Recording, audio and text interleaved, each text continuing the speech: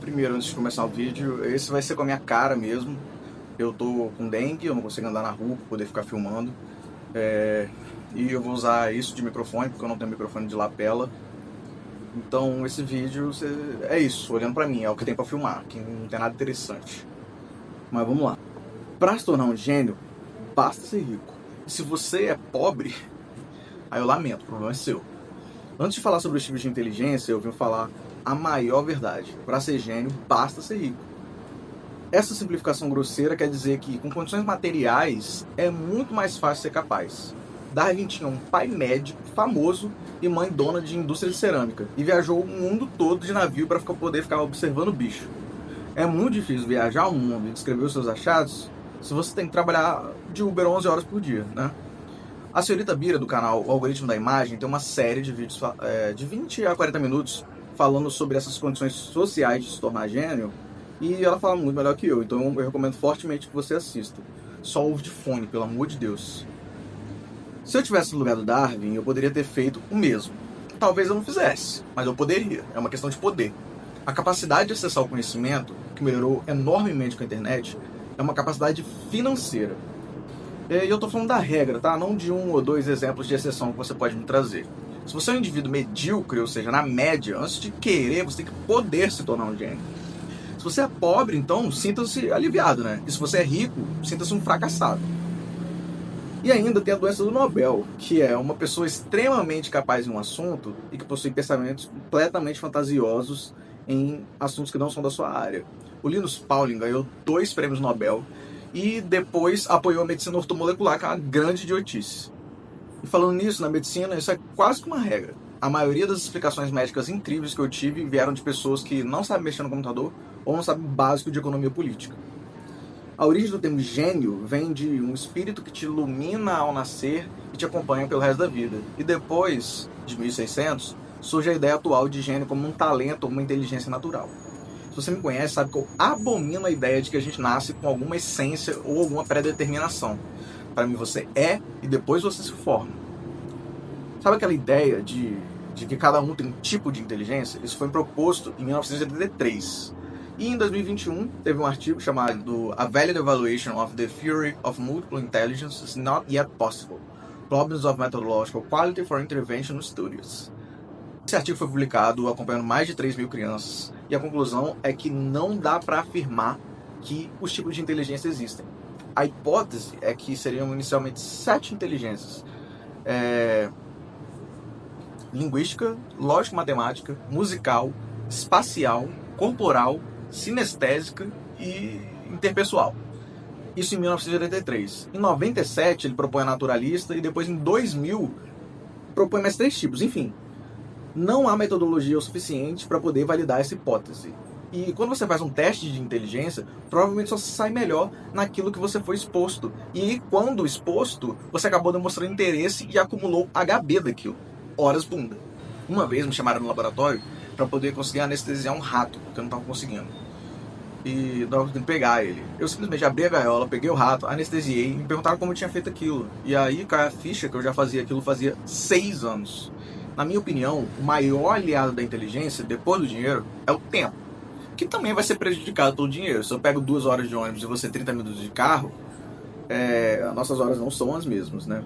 Mas, como diz o trapper Major RD, dizem que o esforço vence o talento. Gosto desse argumento. Eu nunca quis ser melhor que ninguém, apenas tive o comprometimento. As pessoas acham que eu tô de sacanagem quando eu falo que eu tenho uma dislexia relevante. Mas eu dediquei muito tempo para poder contornar isso, principalmente no vestibular. E no curso de medicina eu gastei 8.500 horas lá dentro. É impossível que eu não ficasse habituado com esses conteúdos, que eu vejo todo dia lá. Eu tenho amigos atletas que passam o dia praticando, amigos designers que passam o dia criando. E o resultado para mim é sempre incrível, porque eu não conheço a bagagem e os caminhos que eles usam para poder chegar até lá. Como eu só vejo o resultado final, para mim é como se fosse mágica. Eles são gênios. Então eu trago uma coisa óbvia e clichê. Se você tem plenas capacidades normais e oportunidades, seu problema não deve ser de inteligência, e sim de falta de dedicação. Claro, pensando dentro da média. E há também questões de eficiência e aparência. Eficiência, porque eu vejo pessoas aprendendo sobre coisas sem metodologia, sem aprender os fundamentos, do jogo, os fundamentos do desenho, o ciclo básico de medicina, e vão gastar muito mais horas do que a pessoa que se dedicou às bases e fundamentos, que com certeza estão no YouTube sobre todos os temas que você quiser procurar. E aparência, porque eu sei que há métodos de fazer algo parecer impressionante. Isso é muito comum na música, nos vídeos, no Instagram. E, por exemplo, o Hitler tinha uma retroiluminação para parecer que ele era uma figura divina. O Michael Jackson tinha labaredas do palco que pulsavam junto com a música para se tornar mais envolventes aos sentidos. E, obviamente, eu também nesse vídeo tenho que falar de QI. Será que as pessoas vistas como gênios foram pessoas que toparam com ideias e oportunidades?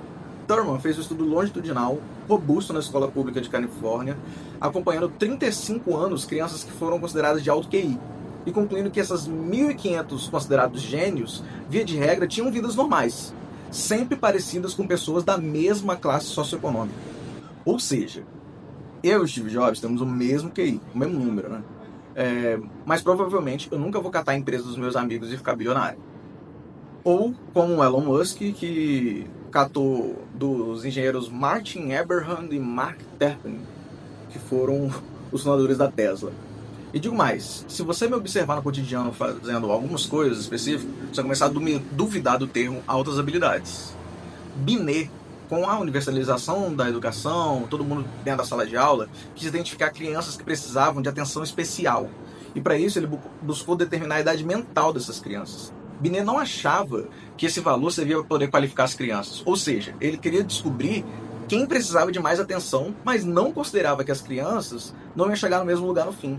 Foi o Thurman que decidiu qualificar as pessoas dividindo a idade mental pela idade física e multiplicando por 100, criando um quociente de inteligência, né, o QI.